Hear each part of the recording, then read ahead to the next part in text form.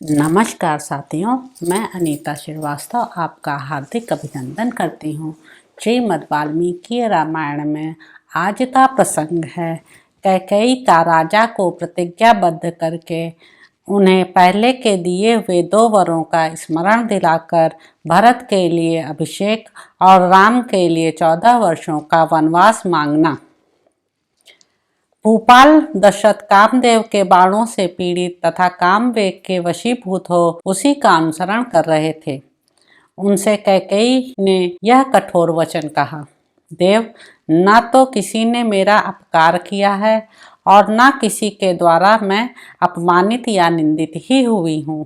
मेरा कोई एक अभिप्राय है और मैं आपके द्वारा उसकी पूर्ति चाहती हूँ। यदि आप उसे पूर्ण करना चाहते हो तो प्रतिज्ञा कीजिए। इसके बाद मैं अपना वास्तविक अभिप्राय आपसे कहूंगी। महाराज दशरथ काम के अधीन हो रहे थे। वे कैकेयी की बात सुनकर किंचित मुस्कुराए और पृथ्वी पर पड़ी हुई उस देवी के केशों को हाथ से पकड़कर उसके सिर को अपनी गोद में रखकर उससे इस प्रकार बोले, अपने सौभाग्य पर गर्व करने वाली कैकेयी, क्या तुम्हें मालूम नहीं है कि नरश्रेष्ठ श्री राम के अतिरिक्त दूसरा कोई ऐसा मनुष्य नहीं है जो मुझे तुमसे अधिक प्रिय हो, जो प्राणों के द्वारा भी आराधनीय है और जिन्हें जीतना किसी के लिए भी असंभव है।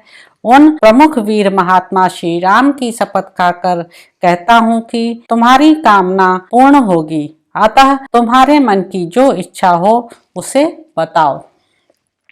कैकेयी, जिन्हें 2 घड़ी भी न देखने पर निश्चय ही मैं जीवित नहीं रह सकता, उन श्री राम की शपथ खाकर कहता हूँ कि तुम जो कहोगी उसे पूर्ण करूँगा। कैकेयी नंदनी, अपने तथा अपने दूसरे पुत्रों को निछावर करके भी मैं जिन नर से श्री राम का वरण करने को उद्यत हूँ, उन्हीं की शपथ खाकर कहता हूँ कि तुम्हारी कही हुई बात पूरी करूँगा। भद्रे कैकेयी राजकुमारी, मेरा यह हृदय भी तुम्हारे वचनों की पूर्ति के लिए तत्पर है। ऐसा सोचकर तुम अपनी इच्छा व्यक्त करके इस दुख से मेरा उद्धार करो। श्री राम सबको अधिक प्रिय हैं। इस बात पर दृष्टिपात करके तुम्हें जो अच्छा जान पड़े वह कहो। अपने बल को देखते हुए भी तुम्हें मुझ पर शंका नहीं करनी चाहिए। मैं अपने सत्कर्मों की शपथ खाकर प्रतिज्ञा करता हूँ कि तुम्हारा प्रिय कार्य अवश्य सिद्ध करूँगा। रानी कैकेयी का मन स्वार्थ की सिद्धि में ही लगा हुआ था। उसके हृदय में भरत के प्रति पक्षपात था और राजा को अपने वश में देखकर हर्ष हो रहा था। अतः यह सोचकर कि अब मेरे लिए अपना मतलब साधने का अवसर आ गया है, वह राजा से ऐसी बात बोली जिसे मुंह से निकालना कठिन है। राजा के उस शपथ युक्त वचन से उसको बड़ा हर्ष हुआ था। उसने अपने उस अभिप्राय को, जो पास आए हुए यमराज के समान अत्यंत भयंकर था, इन शब्दों में व्यक्त किया।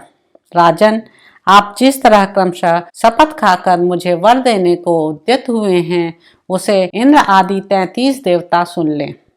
चंद्रमा, सूर्य, आकाश, ग्रह, रात, दिन, दिशा, जगत, यह पृथ्वी, गंधर्व, राक्षस, रात में विचरने वाले प्राणी, घरों में रहने वाले गृह देवता तथा इनके अतिरिक्त भी जितने प्राणी हों, वे सब आपके कथन को जान लें, आपकी बातों के साक्षी बने।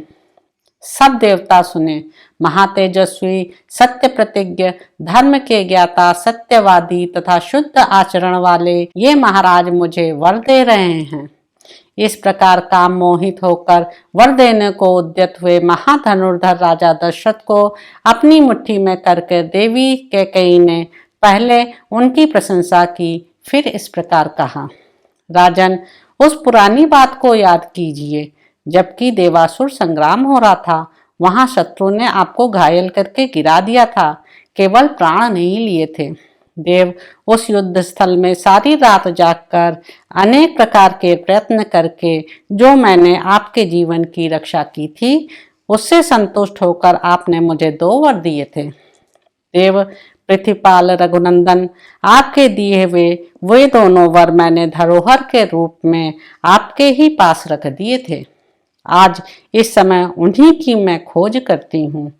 इस प्रकार धर्मतः प्रतिज्ञा करके यदि आप मेरे उन वरों को नहीं देंगे तो अपने को आपके द्वारा अपमानित हुई समझकर आज ही प्राणों का परित्याग कर दूंगी।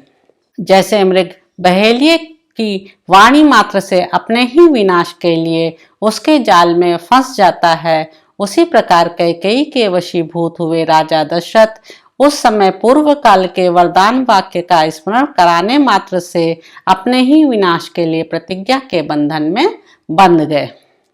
तदंतर कैकेयी ने काम मोहित होकर वर देने के लिए उद्यत हुए राजा से इस प्रकार कहा, देव पृथ्वीनाथ, उन दिनों आपने जो 2 वर देने की प्रतिज्ञा की थी उन्हें अब मुझे देना चाहिए। उन दोनों वरों को मैं अभी बताऊंगी, आप मेरी बात सुनिए। यह जो श्री राम के राज्याभिषेक की तैयारी की गई है, इसी अभिषेक सामग्री द्वारा मेरे पुत्र भरत का अभिषेक किया जाए। देव, आपने उस समय देवासुर संग्राम में प्रसन्न होकर मेरे लिए जो दूसरा वर दिया था उसे प्राप्त करने का यह समय भी अभी आया है। धीर स्वभाव वाले श्री राम तपस्वी के वेश में वल्कल तथा मृगचर्म धारण करके 14 वर्षों तक दंडकारण्य में जाकर रहे। भरत को आज निष्कंटक युवराज पद प्राप्त हो जाए, यही मेरी सर्वश्रेष्ठ कामना है। मैं आपसे पहले का दिया हुआ वर ही मांगती हूँ। आप ऐसी व्यवस्था करें जिससे मैं आज ही श्री राम को वन की ओर जाते देखूं। आप राजाओं के राजा हैं, अतः सत्य प्रतिज्ञ बनिए और उस सत्य के द्वारा अपने कुल, शील तथा जन्म की रक्षा कीजिए। तपस्वी पुरुष कहते हैं कि सत्य बोलना सबसे श्रेष्ठ धर्म है, वह परलोक में निवास होने पर मनुष्यों के लिए परम कल्याणकारी होता है। तो इस प्रकार दोस्तों, अयोध्या कांड में निहित 11वां सर्ग यहाँ पर समाप्त होता है। इसके अगले अंक में आप जानेंगे कि महाराज दशरथ की चिंता, विलाप, कैकेयी को फटकारना, समझाना और उससे वैसा वर न मांगने के लिए अनुरोध करना। आप मेरे इस चैनल को लाइक करें, शेयर करें, सब्सक्राइब करें। धन्यवाद दोस्तों।